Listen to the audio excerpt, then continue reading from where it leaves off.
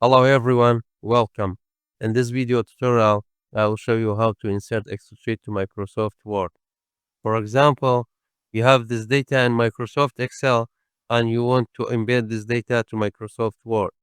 Open your Microsoft Word and put the cursor wherever you want to insert the data. Go to Insert, Object. This pop-up window will open. Click into Create from File, Browse, load your Excel sheet, insert, and then click OK.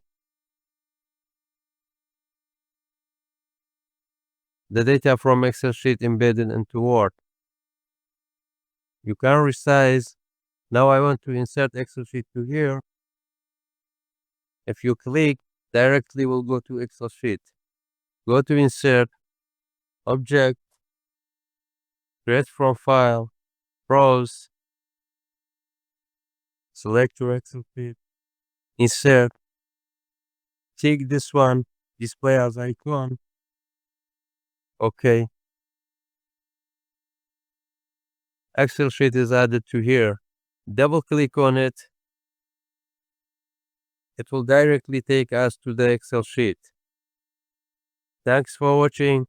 I hope you found this video to be helpful.